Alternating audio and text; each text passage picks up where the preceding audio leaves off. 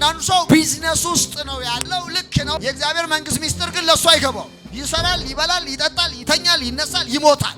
ይኸውላችሁ ስለ ንጉሱና ስለ መንግስቱ እግዚአብሔር እስካልገለጠላችሁ ድረስ ልታውቁ አትችሉ። ስለ ኢየሱስ ማወቅ ከፈለጋችሁ እግዚአብሔር ሊገልጥላችሁ ይገባል። መጽሐፍ ቅዱስ ሲናገር አብ ካልገለጠለት በስተቀር ወልድን የሚያውቀው ማንም የለም። መገለጥ ነው ኢየሱስ። ንጉሱን ማወቅ መገለጥ መምጣት አለበት። አብ ለኛ ምን ሊልልን ይገባል? ሊገልጥልን ይገባል። ስለዚህ የእግዚአብሔር መንግስት ሚስጥር እንዲገባን ምንፈልግ ከሆነ ስንተኛ መንቃት ያለብን ለመንግስቱ ነው። እነሳለሁ፣ በሌሊት እነሳል። በጌታ በኢየሱስም የሆነን ሰው እየቀሰቀስኩት ነው። የሆነ ብርድ ልብስ የወደቀበትን ሰው ዛሬ ቀስቅሼዋለሁ። አካታያ ሃሌሉያ። እተኛለሁ አንጎላጃለሁ የሚለውን ሰው ቀስቅሼዋለሁ። ድህነት እንደ ወንበዴ ሳይመጣብህ ተነስ ብያለሁ በኢየሱስ። እውነቴን እኮ ነው የማደርገው። አንዳንዱ ሰው ታውቃለህ፣ ሌሊት ተነስቶ የሚረጨውን ረጭቶ የሚደረገውን አድርጎ ፏርቆ ከፍቶ እዛ 1-4 ምት ምናምን ሰርቷል ቢዝነሱ ላይ ማለት ነው። ይሄኛው ገና በሩን ኢየሱስ ጌታ ነው እያለ በሩን ይከፍታል። ገና አይሆንም ብራዘር፣ ይኸው ጌታ በሌሊት ተነሳ ብሎሃል።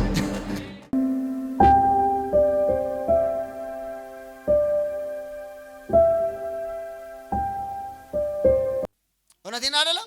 በጣም ብዙ ስፍራዎች አሉ። ኢየሱስ ለዛ ነው የእግዚአብሔር መንግስት በሰናፍጭ ቅንጣት ምን ትላለች አለ። ሃሌሉያ።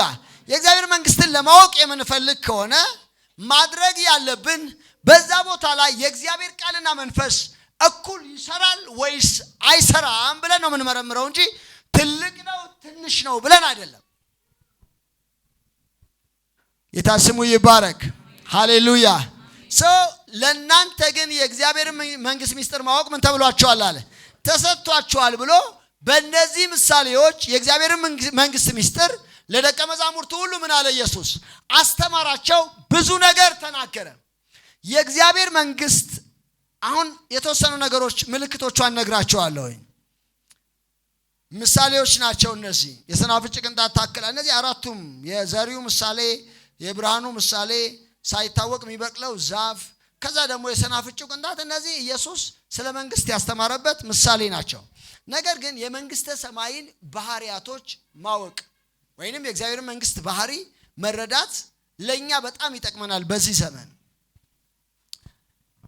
እንግዲህ ምን ያህል እንደምናስተውለው ባላቅም ግን የምናገረው ነገር እንደ ምልክት ነው። ለምሳሌ ሙሴ ሲመጣ ከዛ ሲመጣ የሚለብሰው እኔን በመልክ ባታቁኝም እንደዚህ አይነት ልብስ ይለብሰዋል፣ እንዲህ አይነት ልብስ ለብሰዋል፣ በዚህ ጋር ያልፋል ከተባላችሁና እናንተ መንገድ ላይ ከቆማችሁ ያንን ልብስ ለብሼ ካያችሁኝ እኔ ልሆን እችላለሁ አይደለም? ምልክቱ ከተሰጣችሁ ማለት ነው አይደለም? ልክ እንደዛ የእግዚአብሔር መንግስት ምልክቷ ይሄ ነው ተብሎ ከተነገረን በዛ ምልክት የእግዚአብሔር መንግስት መለየት ምን እንላለን? እንችላለን። ሁሉም ማህበር የእግዚአብሔር መንግስት ላይኖርበት ይችላል። አሁን በጣም ይሄ ዘመናዊነት ዘመን ስለሆነ ማለት የእግዚአብሔር መንግስት የሚመስሉ በጣም ብዙ ነገሮች እናገኛለን። ሰው ግን የእግዚአብሔር መንግስት በምንድነው የምንለየው? እቺን በጣም መያዝ ያስፈልጋል። አንደኛው ከላይ የተናገርኩበት ሐሳብ ነው። የእግዚአብሔር መንግስት ሚስጥር መሆኗን ማወቅ በጣም ያስፈልጋል። ራሷ ሴክሬት ነች የእግዚአብሔር መንግስት። የምትገለጠውም ደግሞ በክርስቶስ ኢየሱስ ለተመረጡት ብቻ። ይሄንን በደንብ አድርጋችሁ ያዙት። ሚስጥር ነች። ይሄ ሚስጥር ደግሞ ንጉሱ ለሚፈቅደው ብቻ የሚገለጥ ነው። ለማንኛውም ሰው ምን አይባልም፣ አይገለጥም። እግዚአብሔር ስሙ ይባረክ። መንግስታት ይሄንን ሳጠና አንድ የመጽሐፍ ቅዱስ ክፍል አግኝቻለሁ፣ እሱ ነግራቸዋለሁ። ይሄን ሳጠና መንግስታት ሚስጥራቸውን ለሌላ መንግስት ዝም ብሎ አይገልጡም፣ ዝም ብሎ አይናገሩም። ከተናገሩ ራሳቸውን ለጥቃት ነው የሚገልጡት። እግዚአብሔርም ይሄንን ሚስጥር ስለሚያውቅ የመንግስቱን ሚስጥር የሚገልጠው ለመንግስቱ ዜጎች ብቻ ነው፣ ወይንም በክርስቶስ ኢየሱስ አምነው ለዳኑት ብቻ ነው። በደንብ አድርጋችሁ ያዙ። ይሄን ኢሳይያስ ምዕራፍ 39 ከቁጥር 1 እስከ 8 ቁጥሮች ናቸው ያሉት። እናንተ 8ቱንም ቁጥሮች አንብቡት። መጽሐፉ እንደዚህ ብሎ ይናገራል። ቶሎ ካወጣችሁት ደግሞ በንባብ እናደርገዋለን።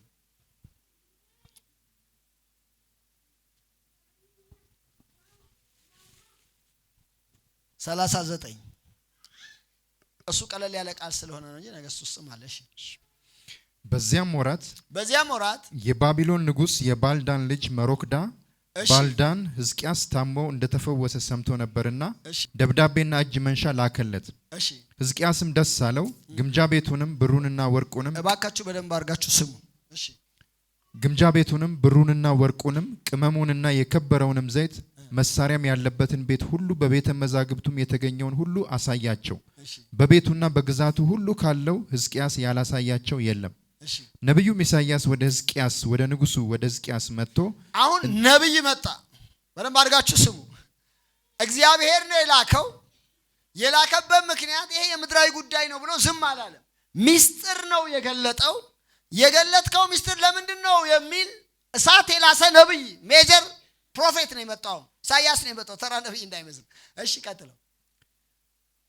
ሕዝቅያስም ከሩቅ አገር ከባቢሎን መጡልኝ አለው። እርሱም በቤት ያዩት ምንድነው አለው። ምን አሳያቸዋል? ምን ሚስጥር ነገርካቸው? ስለ መንግስትህ ምን አይነት ነገር አወራሃቸው ብሎ ጠየቀው። እሺ ሕዝቅያስም በቤቴ ያለውን ሁሉ አይተዋል። በቤት ያለውን ሁሉ ምን ብያቸዋለሁ አለ። ሚስጥር የሚባለውን ሁሉ ምን ብያለሁ አለ። ዘርግፌ ያሳየዋቸዋለሁ። እሺ በቤተ መዛግብቴ ካለው ያላሳየዋቸው የለም አለው። በቤተ መዛግብት ካለው ያላሳየዋቸው ነገር የለም። በደንብ አድርጋችሁ ስሙት እናንተ። ኢሳይያስም ሕዝቅያስን የሰራዊት ጌታን የእግዚአብሔርን ቃል ስማ፣ እነሆ በቤት ያለው ሁሉ አባቶችም እስከዛሬ ድረስ ያከማቹት ሁሉ ወደ ባቢሎን የሚፈልስበት ወራት ይመጣል፣ ምንም አይቀርም ይላል እግዚአብሔር። ካንተ ከሚወጡት ከምትወልዳቸው ልጆች ማርከው ይወስዳሉ፣ በባቢሎንም ንጉስ ቤት ውስጥ ጃንደረቦች ይሆናሉ አለው። ሕዝቅያስም ኢሳይያስን የተናገርከው የእግዚአብሔር ቃል መልካም ነው አለው። ደግሞም በዘመኔ ሰላምና እውነት ይሁን አለ። አደገኛ ነገር ነው የነገረው አይደል? አንተ አባቶች ሰውረው ደብቀው የያዙትን ሚስጥር ለባቢሎን ንጉስ ነግረዋል። ሚስጥር ገልጠሃል። መንግስታት ሊሰውሩት የሚገባውን ነገር ሁሉ አውርተህለታል። ስለዚህ ልጆችን ሳይቀሩ ወደ ባቢሎን በምርኮ ምን ይላሉ አለ ይሄዳሉ ሲለው የተናገርከው ነገር መልካም ነው አለውና በኔ ዘመን ግን ሰላም ይሆናል። ራሱን አንዳንድ ሰው እንደዛ ነው። ኃላፊነት መውሰድ አልፈለገም። ለዘሩ የሆነ ነገር መክፈል አልፈለገም። ንስሐ ቢገባ እኮ እግዚአብሔር ይቅር ሊለው ይችላል። እግዚአብሔር ነገሩን ሊመልስ ይችላል። ሰውየው ግን ራሱን ማዳን ብቻ ነው የፈለገው። ይሄ ሁሉ ቅጣት ለምን መጣበት ነው? አሁን ለምንድን ነው የመጣበት? የመንግስታት ሚስጥር እንዲሁ ዝም ብሎ ምን አይባልም ነው፣ አይገለጥም፣ አይነገርም። ሰውየው ግን የመንግስቱን ሚስጥር ከአባቶቹ ዘመን ጀምሮ የተሰወረውን ሁሉ ምን አለላቸው? ገለጠላቸው። እግዚአብሔር ይሄንን ነገር እንደ ቀላል ነገር አልተመለከተው። ሰው እኔ ያወራሁትን ስለ ምድር ነው። ነገር ግን ልዑል አምላክ እግዚአብሔር ለሰዎች የመንግስቱን ሚስጥር ምን ይላቸዋል? ይገልጣል። ሃሌሉያ። ለናንተ ግን የእግዚአብሔርን መንግስት ሚስጥር ማወቅ ምን ተብሏቸዋል አለ? ተሰጥቷቸዋል። በጣም እኮ የሚደንቅ ነገር ነው። መንግስታት ይኸውላችሁ ይሄ ሰውዬ አሁን የምኑን ነግሯል? ፋብሪካዎቹን ነግሯል። የዘይቱን ነገር ነግሬያለሁኝ አለ። ከዛ በኋላ ደግሞ የመሳሪያውን ግምጃ ቤት የመከላከያ ሚኒስቴሩን አስጎብኝቷል። ያላስጎበኘው ነገር የለም። ገብቷችኋል? ዋና ዋና ነገሮችን ሁሉ አሳይቷል።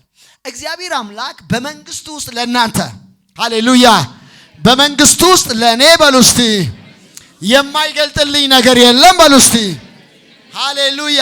ለሰው እንደዚህ የተከለከለውን ነገር እግዚአብሔር መንግስቱን ለሰው ልጆች ምን አለላቸው? ገለጠላቸው። እግዚአብሔር ካልገለጠላችሁ በስተቀር ይሄንን ማወቅ ምን አትችሉም። ስለዚህ ምልክቷ ምንድነች? የእግዚአብሔር መንግስት ሚስጥር መሆኗ፣ በየጊዜው የምትገለጥ መሆኗ አንዱ ምልክት ነው። የሆነ ሚስጥር ከሌለ መንፈሳዊ ዓለም አክሰስ የማይደረግ ከሆነ እኛ ይውላችሁ ማለት አሁን እዚህ የሐሙስ ጉባኤ የትምህርት ጉባኤ ነው። ቅድም ማስታወቂያ ተነግሯል አይደል? የትምህርት ጉባኤ ነው። ማታ ትንቢታዊ ነው። ቀን ደግሞ እዚህ የትምህርታዊ ስብከትና ከዛ ደግሞ ጸሎት ጊዜ አለ አይደል? መንፈሳዊ ዓለምን አክሰስ እናደርጋለን። ያ ካልሆነ የኪንግደሙ ምልክት የለውም፣ የመንግስቱ ምልክት የለውም። ስለዚህ ሚስጥራት መገለጥ አለባቸው። ምክንያቱም እግዚአብሔር አንዱ ምልክት አድርጎ ያስቀመጠው ለናንተ ግን የእግዚአብሔርን መንግስት ሚስጥር ማወቅ ምን ተብሏል ነው? ሚስጥር ነው አንዱ ምልክት። ሚስጥርን ምን ማለት ነው? ማወቅ ነው። እግዚአብሔር ይመስገን ሃሌሉያ። በነ ጳውሎስ ጉባኤ እኮ እንደዛ አይደለም። በነ ጳውሎስ ጉባኤ እንደዚህ አይነት አሁን እንደኛ አይነት አይደለም። የነ ጳውሎስ ጉባኤ መንፈሳዊውን ዓለም ማገላበጥ ነው። እኔ እናንተ ጋር ሳገለግላችሁ አንድም ቀን በሰው ጥበብ ቃል ምን አላልኳችሁም ነው፣ አላገለገልኳችሁም። እናንተን ሳገለግላችሁ ቃሌም ስብከቴም መንፈስንና ኃይልን በመግለጥ ጭምር ነበር ይላቸዋል። ስለዚህ ያገለግላቸዋል፣ መንፈስና ኃይልን በመካከላቸው ምን ይላል? ይገልጣል። እግዚአብሔር ስሙ ይባረክ። ሃሌሉያ። ዛሬ ጸልያለሁ፣ ይሄ ኃይል በእኛ መካከል ይገለጥ፣ በቤታችሁ ይገለጥ። በኢየሱስ ክርስቶስ ስም ስልጣን አወጅኩት። እኛ የአባቶቻችን ልጆች ነን። የእነሱ ልጆች ከሆነ እነሱ የሚያደርጉትን ሁሉ እኛ ልናደርገው ምን ይላል? ይገባናል። ሃሌሉያ። ስለዚህ ምልክቱ አንደኛው ሚስጥር መሆኗ ነው። ይሄንን እንግዲህ መጽሐፍ ቅዱሳችን ማርቆስ ወንጌል ምዕራፍ 4 ከቁጥር 10 ጀምሮ ይናገራል። ኢሳይያስ 39 ከ1 እስከ 8ም ተነቧል። እሱን ማየት ይቻላል። ሁለተኛ የእግዚአብሔር መንግስት ጽድቅ ያለባት ነች። የትኛውም ጉባኤ የጽድቅ ጉባኤ የለም። በጣም ትልልቅ ጉባኤዎች ይደረጋሉ ዓለም ላይ። በጣም ሰፋፊ፣ በጣም የታወቁ ሰዎች፣ በጣም የተማሩ ሰዎች፣ በጣም ኃያላን ሰዎች ይሰበሰባሉ፣ ጉባኤ ያደርጋሉ። ስለ ጽድቅ ግን ሊያወሩ ምን አይሉም? አይችሉም። መጽሐፍ ቅዱስ የሚናገረው እነሱ ምናልባት ስለ መብላት ስለ መጠጣት ምን ይላሉ? ይናገራሉ። የእግዚአብሔር መንግስት ግን መብልና መጠጥ አይደለችም። ሃሌሉያ። እግዚአብሔር ስሙ ይባረክ። የእግዚአብሔር መንግስት በሉ እስቲ መብልና መጠጥ አይደለችም በሉ። ሃሌሉያ። የእግዚአብሔር መንግስት አንዱ ምልክቷ ብሎ የሚናገረው ጽድቅ አይደለም። 3 ነገሮች ነው የሚናገረው። ጽድቅ፣ ሰላም፣ በመንፈስ ቅዱስ የሆነ ደስታ እንጂ መብልና መጠጥ አይደለችም። ስለዚህ የመጀመሪያው ፖይንት ምንድነው? ጽድቅ ነው። ስለ ጽድቅ የሚያወራ የሆነ G20 ምናምን አሉ አይደል? ጉባኤዎች፣ ትልልቅ ጉባኤዎች ስለ ጽድቅ ሲያወሩ ሰምታችኋቸዋል? በዓለም ላይ የጽድቅ ተጽዕኖ መፍጠር አለብን ሲሉ ሰምታችኋል? አሰሟቸውም። እነሱ ስለምን ያወራሉ? ስለ መብልና ስለ መጠጥ ምን ይላሉ? ያወራሉ። ስለሚበላ ነገር ያወራሉ፣ ስለሚጠጣ ነገር ያወራሉ፣ ስለ ዓለም ጤና ጉዳዮች ምን ይላሉ? ያወራሉ። እግዚአብሔር ግን ሲናገር የኔ መንግስት አለ የመብልና የመጠጥ ጉዳይ አይደለችም አለ። ሃሌሉያ። ኢየሱስ ጌታ ነው። አንደኛ ብሎ የጽድቅ ነች አለ። ሃሌሉያ። ክብር ለጌታ ይሁን። የእግዚአብሔር መንግስት የጽድቅ ነች በሉ እስቲ። አዎ መንግስቱ የጽድቅ መንግስት ስለሆነች ወይንም ንጉሱ ጻድቅ ንጉስ ስለሆነ መንግስቱ ደግሞ የምን መንግስት ትባላለች? የጽድቅ መንግስት ተብላ ትጠራለች ማለት ነው። እግዚአብሔር ስሙ ይባረክ። ሃሌሉያ። ሶስተኛው የሰላም ነች። ሰላም አሁን ዓለም ላይ በጣም በቃ ሚኒስቴር አለ። የሰላም ሚኒስቴር፣ የእንትና ሚኒስቴር። ሰላም ኢየሱስ። እኛ እኮ በዛ ምናምን እንላለን። ይኸውላችሁ በዚህ ምድር ላይ ሰዎች እንደገዙት የናዝሬቱ ኢየሱስ መጥቶ ይገዛል። ታውቃላችሁ አይደል? የሺው ዓመት ንግስ የሚባለውን ታውቁታላችሁ አይደል? የናዝሬቱ ኢየሱስ መጥቶ ይገዛል እዚህ ምድር ላይ። ሲገዛ ሰላም ምን እንደሆነ ትክክለኛ ፍቺውን እዛ ነው የምናውቀው። አሁን የፈለገ የትም ሂድ ማለት በጣም ዲሞክራሲን በጣም ኤክሰርሳይዝ እያደረጉት ያሉት ሀገሮች እነማን ናቸው?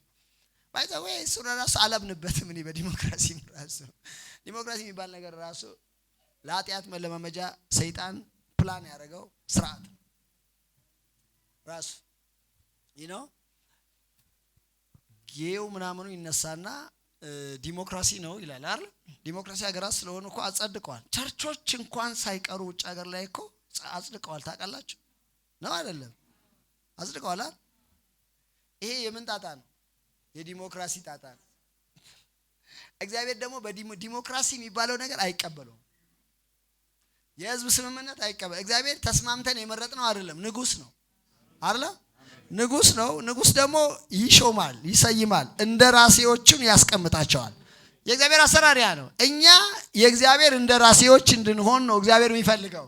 ጌታ ስሙ ይባረክ። አንዳንድ ሰው ቸርች ውስጥ መጥቶም ዲሞክራሲን ሊያስፋፋ ይፈልጋል። ዲሞክራሲ ነው መብቴ ነው ምናምን ይላል። ዲሞክራሲ የለም። እዚህ ሮያል ፋሚሊ ነው ያለው። የንጉሥ ካህናቶች ነን።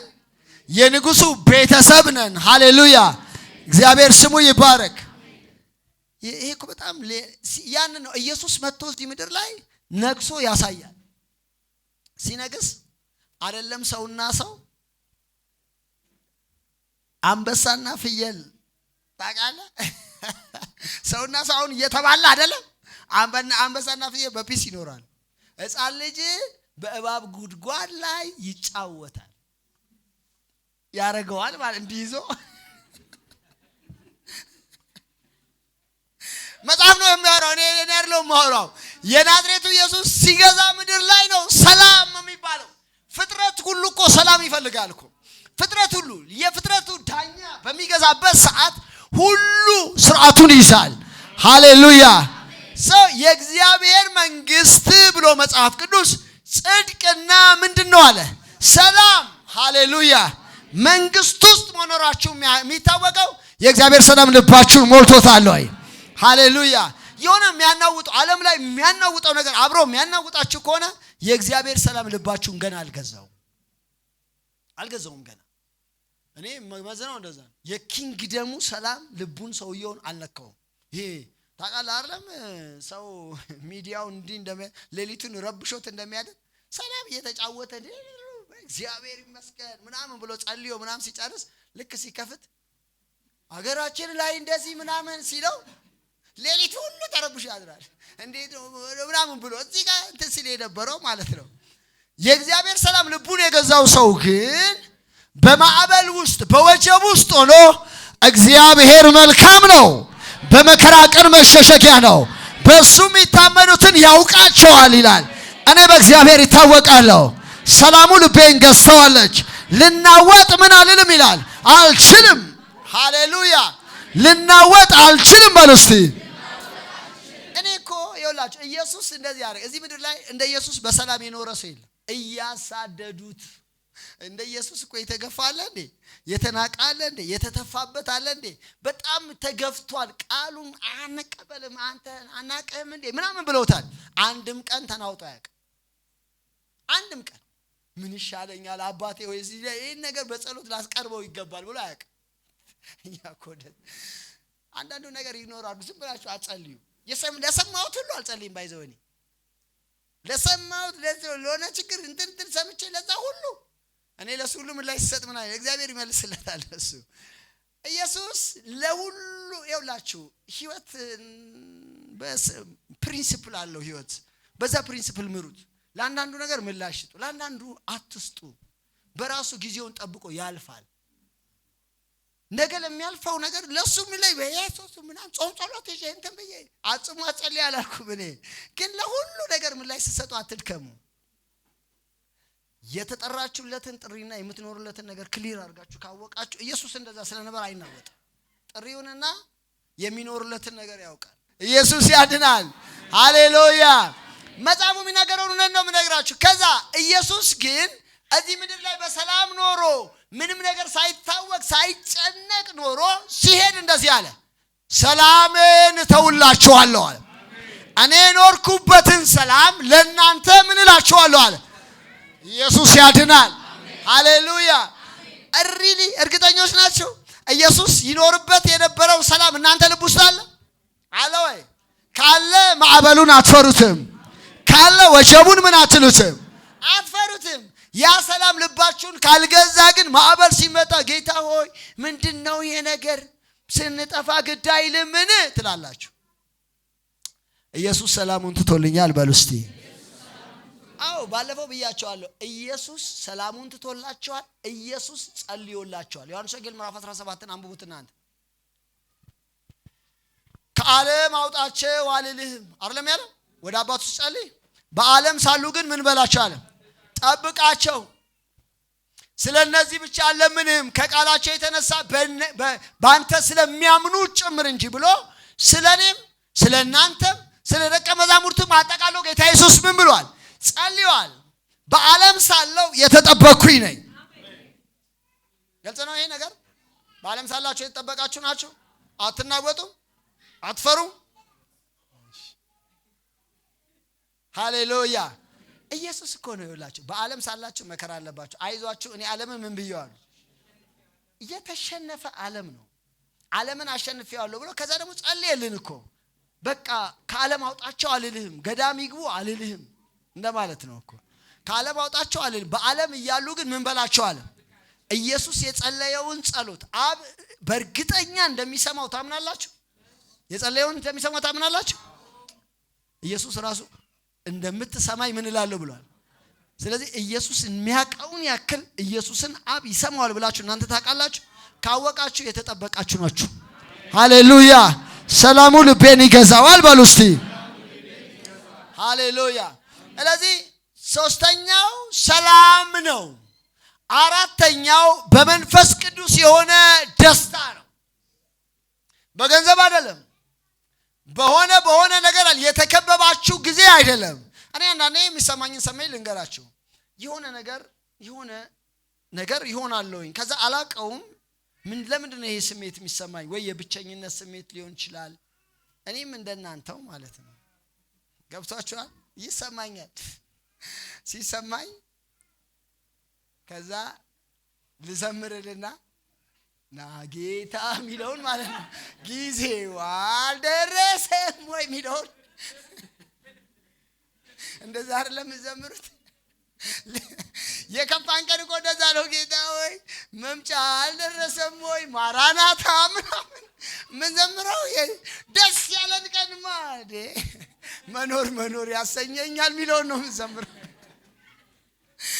አይደለም ኢየሱስ ጌታ ነው ሃሌሉያ ሰው እንደዛ አይነት ስሜት ሲሰማኝ ቶሎ ብዬ እግዚአብሔር ያስተማረኝን ነው መነግራችሁ ቶሎ ብዬ ይሄ ስሜት ከየት ነው የመጣው ምንድነው ከዛ አገኘዋለሁ ሰርች ሳረገው ከሆነ አቅጣጫ የሆነ ነገር መጥቷል ኦኬ ይላል በቃ አውጥቼ ስጥለው የእግዚአብሔር መንፈስ ደስታ በልቤ ውስጥ ይመጣል ሃሌሉያ ሰው የእግዚአብሔር መንግስት ምልክ በመንፈስ ቅዱስ ያለ ሁኔታ ከሁኔታ በላይ ኢየሱስ ጌታ ነው የምትደሰቱ ከሆነ የእግዚአብሔር መንግስት በእናንተ ልብ ውስጥ አለሽ ማለት ነው ሃሌሉያ መንግስቱ በጌታ በኢየሱስ ስም በልባችሁ መኖሯ በደስታ እንዲገለጥ ጸልያለሁ ለዘላለም ኢየሱስ ጌታ ነው እውነቴን እኮ ነው እኔ ከምንም በላይ ደስታዬን ማስነካት አልፈልግም እና በጣም በቃ ደስታዬ ሲነካ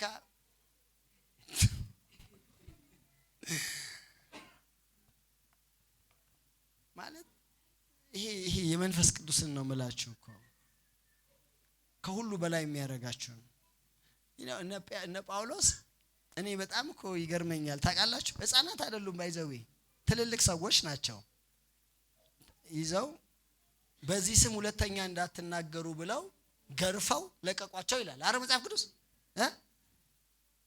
እና ስለ ስሙ የተነቀፉ መሆናቸው ደስ አላቸው ክብር አገኘን እኛ ስለ ኢየሱስ ስም ተገረፍን ደስ አይልም ምናምን እያሉ ማለት ነው ግልጽ ነው ማለት ተገርፎ ደምቶ ቆስሎ ምናምን ከዛ በኋላ ማዘን ነው የሚጠበቀው አይደለም በመንፈስ ቅዱስ የሆነ ደስታ ስላላቸው መገረፉን እንደሙሉ ደስታ ምን ይሉታል ይቆጥሩታል ክብር ለጌታ ይሁን መጽሐፍም ሲናገር ያዕቆብም ሲያወራ ወንድሞቼ ሆይ አለ ልዩ ፈተና ሲገጥማችሁ ምን አለ ፈተና ሲገጥማችሁ እንደሙሉ ደስታ ቁጠሩት እኮ አይደለም ልዩ ፈተና ልዩ አይነት ብፌ ነው ደስ የሚለው አይደለ ብፌ ልዩ ምግብ ነው ደስ ይላል ልዩ ፈተና እንዴ ደስ ይላል እንዴ እኔ አይደለም ያልኩት ወንድሞቼ ሆይ አሁን ሲላቸው ደስ የሚል ነገር ሊነገር ነው የሚመስለው ወይንም ሌላ ነገር ሊያወራ አቤት ሲሉ ልዩ ፈተና ሲገጥማችሁ እንደ ሙሉ ደስታ ምን በሉ አለ ልዩ ፈተና ሲገጥም እንደ ሙሉ ደስታ የሚቆጠረው በመንፈስ ቅዱስ ደስታ ካልሆነ በስተቀር አይቻልም ሃሌሉያ መንፈስ ቅዱስ ግን ልቡን የሞላው ሰው የሆነ ፈተና ሲያጋጥመው ደስ ይለዋል ይሄንን ደግሞ ሰብሬ ያልፋለሁኝ ይላል ይሄም ለከፍታዬ ምልክት ነው ይላል ሃሌሉያ የኔ ግን አያልቅም እንዴ አይልም። አንዳንድ ሰው ልዩ ልዩ ፈተና ሲገጥመው ልዩ ልዩ ፈተናውን ይቆጥረዋል፣ ይመዘግበዋል። ከመዘገበው በኋላ የሆነ ቀን አንድ ሌላ ሲመጣ እንደዚህ ባለፈውም በዛ ከዛ እንደዚህ በዛም ደግሞ እንደዚህ ከዛ ደግሞ እንደዚህ ያለ ይቆጥራል ማለት። መጽሐፍ ቅዱስ ለተበተኑት 12 ወገኖች ወይንም ለእስራኤል ልጆች ተበትነው በስደት በመከራ በጭንቀት ውስጥ ላሉት ለነሱ ሲጽፈላቸው ልዩ ልዩ መከራ ካጋጠማችሁ እንደ ሙሉ ደስታ ምን በሏል? ደስ ይበላችሁ።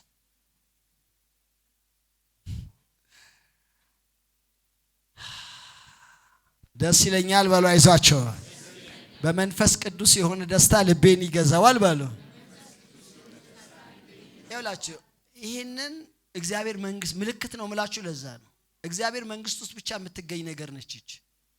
እዛ ይሄ አሁን በጣም በቃ እንደሱ በሆነ የምትሉት አይነት ሰው ሁሉ ነገር ሞላለት የምትሉት ሰው ጋር ብትሄዱ የሆነ ቀን ያዝናል፣ የሆነ ቀን ይደሰታል፣ የሆነ ቀን የሆነ ነው። ደግሞ የመንፈስ ቅዱስ ደስታ ልቡን የገዛውን አንድ ክርስቲያን ምንም የሌለውን ክርስቲያን ስትመለከቱት ደግሞ ሁሉ ጊዜ በጌታ ምን ይለዋል? ደስ ይለዋል። ክብር ለጌታ ይሁን። ሃሌሉያ። ይሄ ዋነኛ ምልክት ነው። የመጨረሻ ምልክት ልነግራችሁ ነው። የመጨረሻው ምልክት የመንግስተ ሰማይ ምልክት አምስተኛ ምልክቱ ማለት ነው። አንደኛው ሚስጥር ነች፣ ሁለተኛ ጽድቅ ነች፣ ሶስተኛ ሰላም ነች፣ አራተኛ በመንፈስ ቅዱስ የሆነ ደስታ ነች፣ አምስተኛ የእግዚአብሔር መንግስት የኃይል ነች። ዝም ብሎ ተነጋግረን የእግዚአብሔርን ቃል ተሰባብከን ተምረናል ተባብለን የምንለያይበት አይደለችም። የእግዚአብሔር መንግስት የእግዚአብሔር ኃይል የሚገለጥባት ነች። የእግዚአብሔር ኃይል ከሌለበት የእግዚአብሔር መንግስት ምልክት የለበትም እንደማለት ነው። መጽሐፍ ቅዱሳችን ማቴዎስ ወንጌል ምዕራፍ 12 ቁጥር 28 እኔ ግን አለ ጌታ ኢየሱስ በእግዚአብሔር መንፈስ አጋንንትን የማወጣ ከሆነ አለ የእግዚአብሔር መንግስት በእናንተ መካከል እንዳለች ምን በሉ አለ እወቁ። የእግዚአብሔር መንግስት ለመኖሩ አንዱ ምልክት ምንድነው? የእግዚአብሔር ኃይል በእኛ መካከል መንቀሳቀስ መቻል አለበት። አጋንንት መውጣት አለባቸው። ሰዎች መፈወስ አለባቸው። በእግዚአብሔር ቃል እውነት ሰዎች መለወጥ አለባቸው። ያ ካልሆነ ዝም ብለን አለኮ ማለት ብዙ እኮ ቦታ አለ አይደል? መጽሐፍ ቅዱስ ተከፍቶ የምንማርባቸው ብዙ ካቴድራሎች አሉ። በጣም ብዙ በቃ ማለት ሄዳን ኮኛ ጫማ ውልቀን አይደል የምንገባይ ነበር። በጣም ብዙ አይነት ቸርቾች አሉ አሉ። የእግዚአብሔር መንግስት ምልክቷ ግን የእግዚአብሔር ኃይል በዛ ቦታ ላይ ይንቀሳቀሳል ወይ? ጌታ ነው ያለው ይሄንን እኔ ብሎ እነሱ በቤልዜቡል ነው አሉ አይደል? በአጋንንት አለቃ ነው አጋንንትን የሚያወጣው ብለው ተናገሩ። ጌታችን ኢየሱስ ግን አይደለም እኔ በአጋንንት አለቃ አይደለም አጋንንትን የማወጣው፣ ነገር ግን እኔ በእግዚአብሔር መንፈስ አጋንንትን የማወጣ ከሆነ የእግዚአብሔር መንግስት በእናንተ መካከል እንዳለች ምን በሉ አለ ምልክት ነው እያላቸው ነው። ግልጽ ነው። ምልክቱ ነው እያወራ ነው። ስለዚህ የእግዚአብሔር ኃይል ማኒፌስት ሲገለጥ በጣም ንቆች መሆን አለብን ማለት ለመጠቀም ማለት ነው። ባይዘው የእግዚአብሔር ኃይል ስንል ንፋስ ማለታችን ስላልሆነ ማንነት ያለው ነገር ስለሆነ የመንፈስ ቅዱስ እንቅስቃሴ ስለሆነ ይለያል። ሰዎችን የሚፈልጉትን ሰዎች ይለያቸዋል፣ ይነካቸዋል፣ ይዳስሳቸዋል። የተጠሙትን ሰዎች ይነካል። የእግዚአብሔር መንግስት ምንድነው እያልኳችሁ ነው?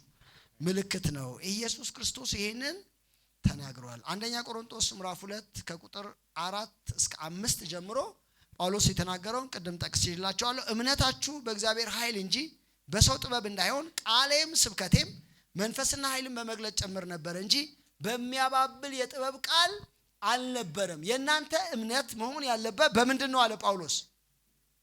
በእግዚአብሔር ኃይል ላይ ነው። ገብቷችኋል? እምነታችሁ ምን ላይ እንዲሆን ነው ፈልገው አለ ጳውሎስ። እምነታችሁ እንዲሆን የምፈልገው የእግዚአብሔር ኃይል ላይ ነው እንጂ የንግግር ችሎታዬ ላይ አይደለም። ታውቃላችሁ ጳውሎስ ሄርሜን ነው።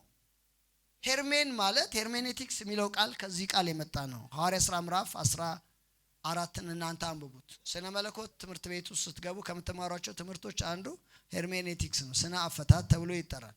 ሄርሜኔቲክስ ማለት ትርጉሙ በመለኮት በማይታየው አምላክና በሚታዩ ሰዎች መካከል ያለ መካከለኛ አምላክ ማለት ነው።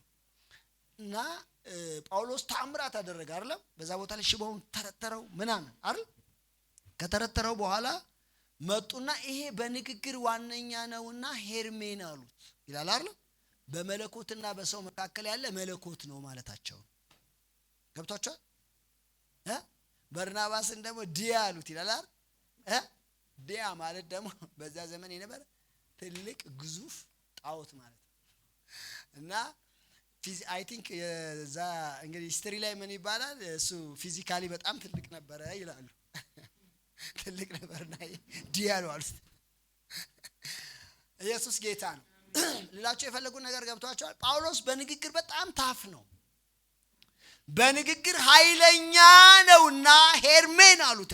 ነገር ግን እዚህ ጋር ግን ሲሰብክላቸው የእናንተ እምነት እኔ ንግግር ላይ ሳይሆን የእግዚአብሔር ኃይል ላይ እንዲሆን ምን እላለሁ አላቸው፣ እፈልጋለሁ። ስለዚህ ስሰብካችሁ በሰው ቃል አልነበረም ሰብካችሁ ኃይልና መንፈስን እየገለጥኩኝ ነበር አለ። ግልጽ ነው ማውራው። ኢየሱስ ጌታ ነው። የእግዚአብሔር መንግስት እንድትታወቅ ስለሚፈልግ ጳውሎስ የንግግር ችሎታውን አይደለም ማሳየት የፈለገው። ምንድነው ማሳየት የፈለገው? የእግዚአብሔርን ኃይል ነው መግለጥ የፈለገው። ሰዎች ደግሞ እምነታቸው ማረፍ ያለበት የእግዚአብሔር ኃይል የሚገለጠው የእግዚአብሔር ኃይል ላይ ነው። ገብቷቸዋል?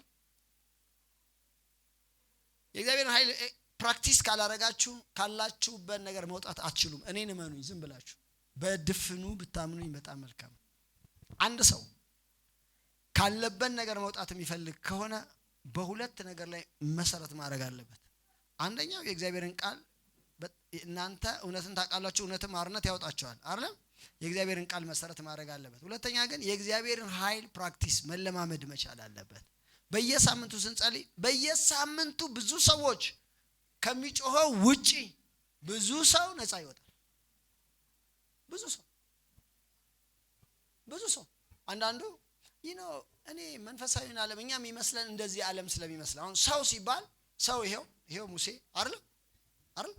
መንፈሳዊ ዓለም መንፈስ ሲባል ይሄው እንትና እንደዚህ አይደለም። መንፈሳዊ ዓለም ላይ እዚህ ጋር ያለው መንፈስ እዛ ጋር ይሰራል።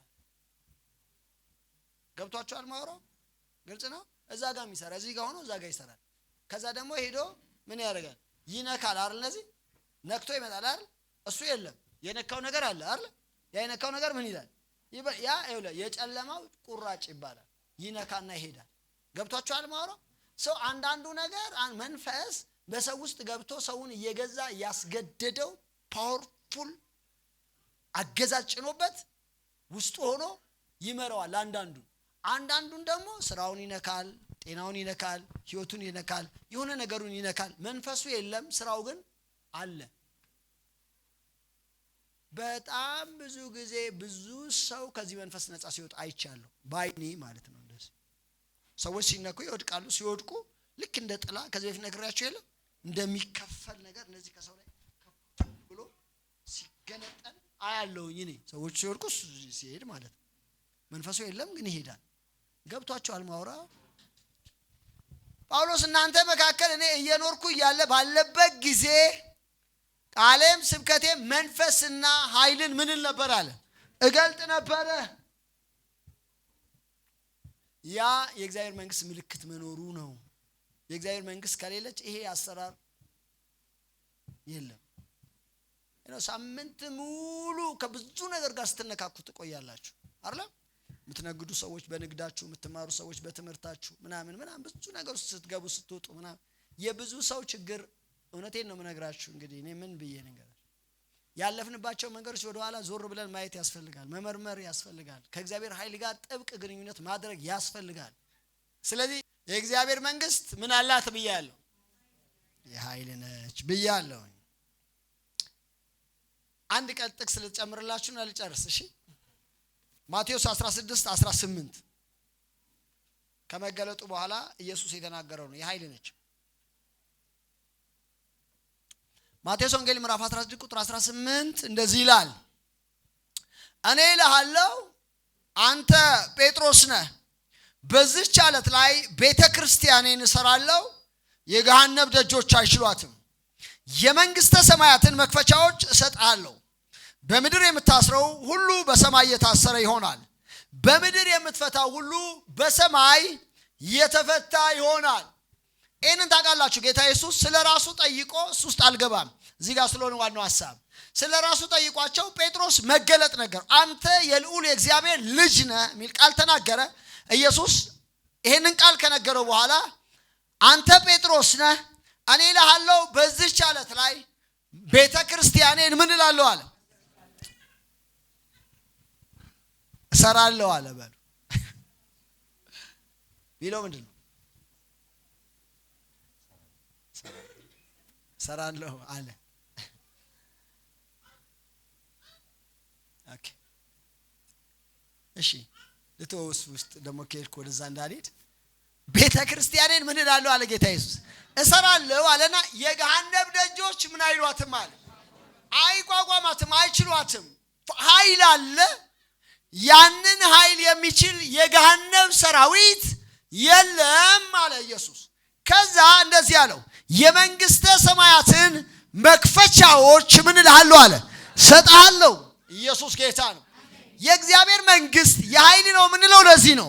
የመንግስተ ሰማያትን መክፈቻዎች ሰጣለሁ አለውና በምድር የምታስረው እሱ በሰማይ የታሰረ ይሆናል አለ። ሃሌሉያ! እግዚአብሔር ስሙ ይባረክ።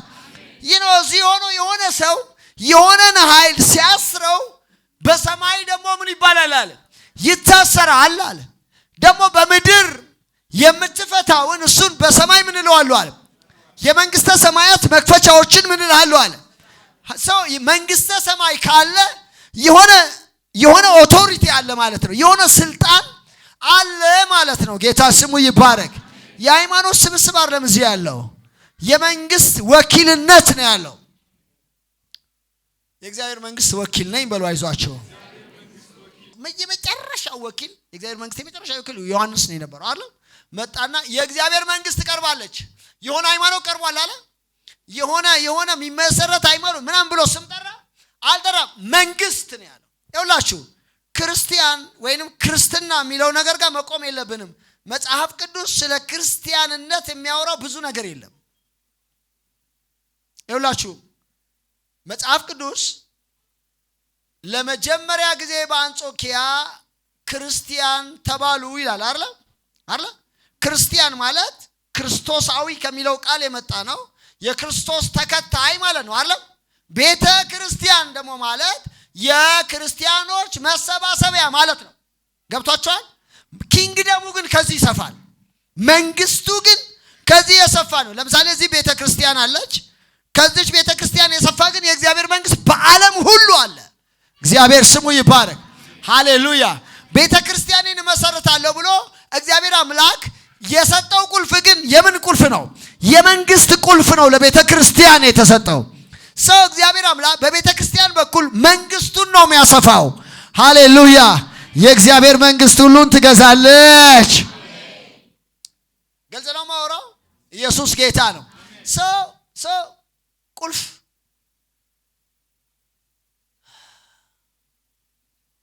አሁን ጴጥሮስ አፍ ላይ ምንድን ነው ያለው? በጣም እኮ የሚገርም ነው።